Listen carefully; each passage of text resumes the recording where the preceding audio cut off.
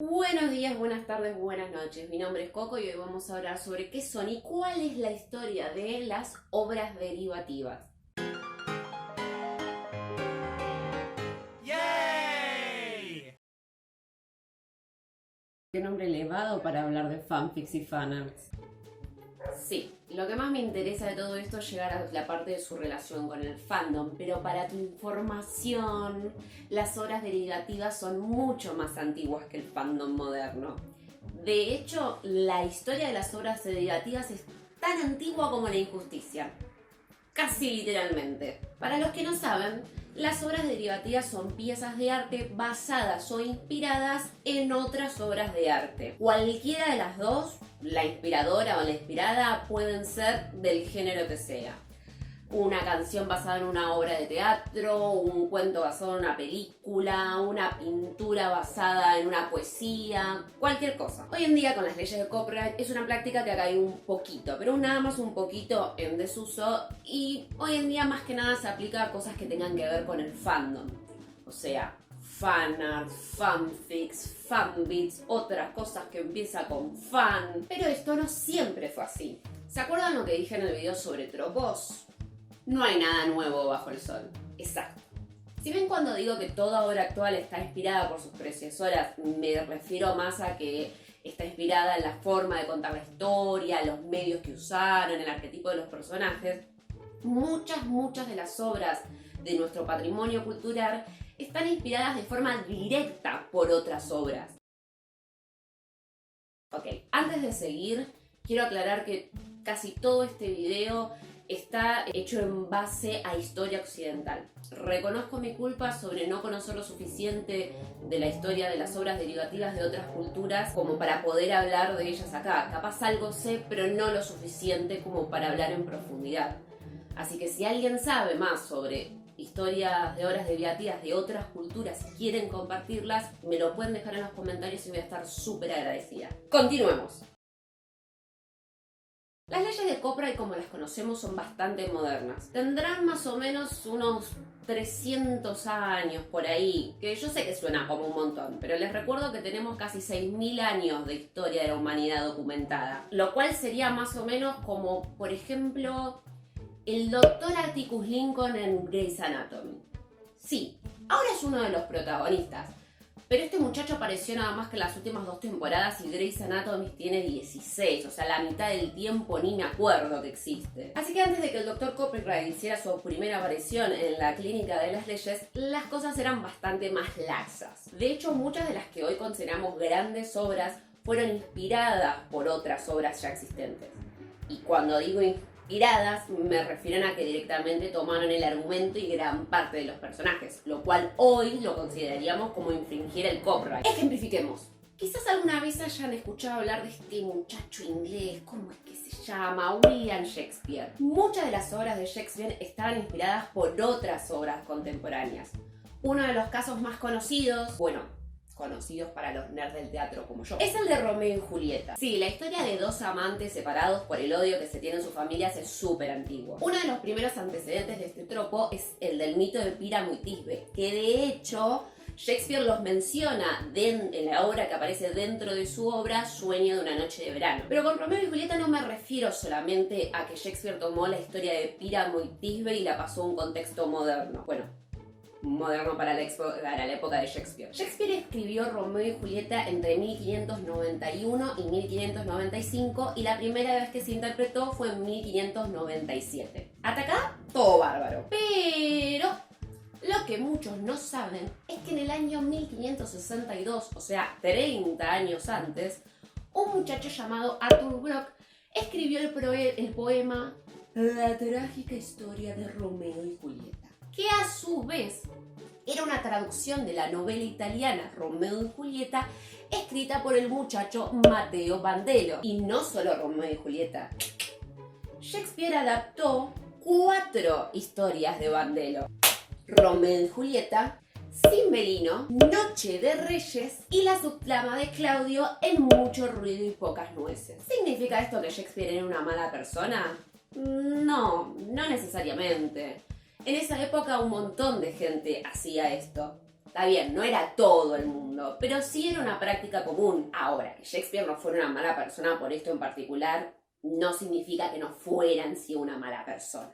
Pero vamos a hablar del amigo Willy en otro video. Y mientras esto es un ejemplo muy específico, díganme, ¿cuántas historias clásicas conocemos que fueron adaptadas o fueron interpretaciones de mitos griegos, mitos romanos o incluso historias bíblicas? La Divina Comedia de Dante Alighieri es una de las grandes obras de la cultura mundial. Pero por los parámetros que tenemos hoy en día, ¿podríamos decir que es un fanfic self-insert de la Biblia? ¿Hace esto que la Divina Comedia sea mala? No, ¿por qué lo haría? Sigue siendo una de las grandes obras culturales que produjo este mundito. Que sea un fanfic o no, no lo hace ni mejor ni peor.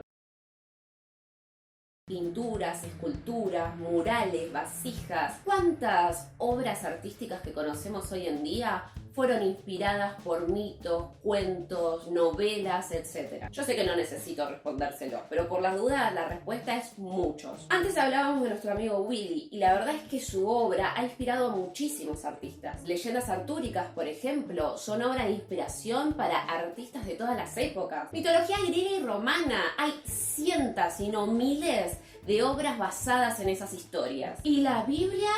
¡Chicos!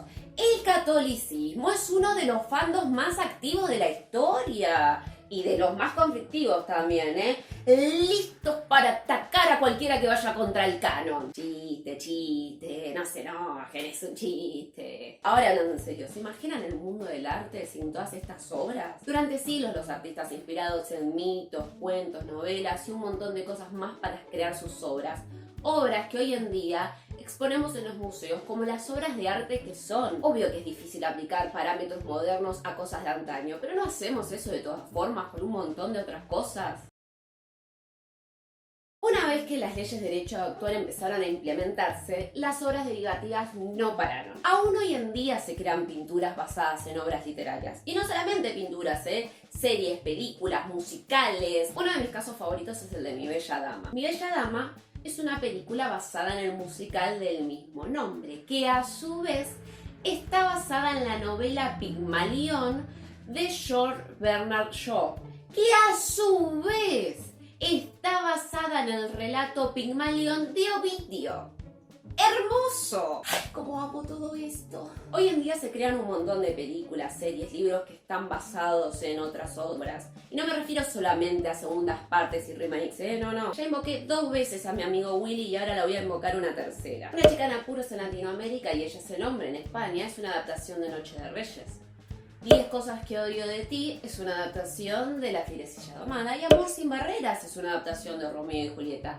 Todos estos modernos aún, pero no solamente Shakespeare, claro. Despistados, ni idea, fuera de onda. Como quieran decirle, es un High School AU de Emma, de Jane Austen. El planeta del tesoro es una U en el espacio de La isla del tesoro, de Robert Stevenson. Pero no solamente series y películas, por supuesto.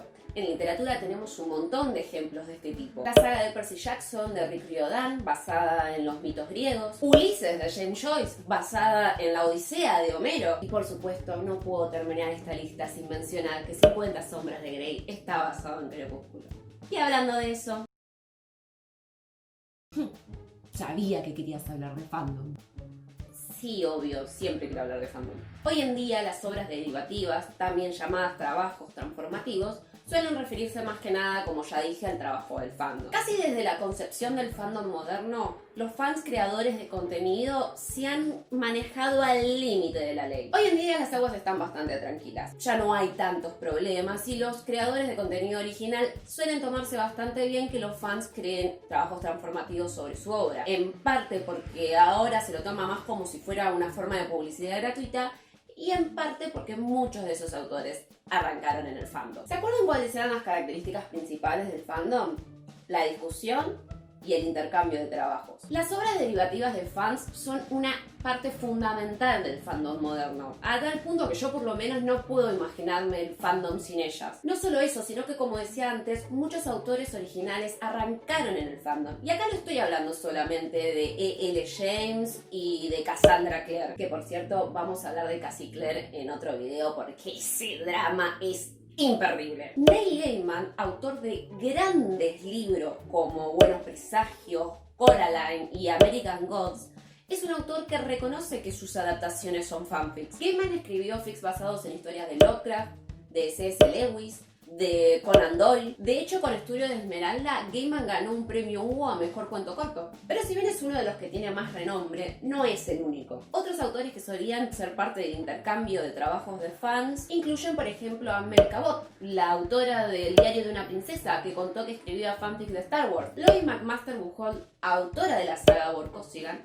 era una de las editoras de Stardate, una fanzine de Star Trek. Nocio Kazu, la creadora de la novela gráfica Check Please, era y sigue siendo fanartista en muchísimos fandoms. Y como último ejemplo, Naomi Novik, la escritora de la saga Temerarios, no solamente escribe fanfics y edita fanfics, es una de las creadoras de la Organization for Transformative Wars. Las obras derivativas existen desde que a alguien le gustó tanto algo que quiso ser parte de ello, y la verdad que no se va a ir a ningún lado. Sean obras fandom u obras oficiales, es una práctica tan válida como cualquier otra. Pero pueden aprovechar para contarme en los comentarios no solamente qué opinan de todo esto, sino cuál es su obra derivativa favorita. La mía, por ejemplo, es el musical Rent, que es un moderna de la ópera italiana La Bohème.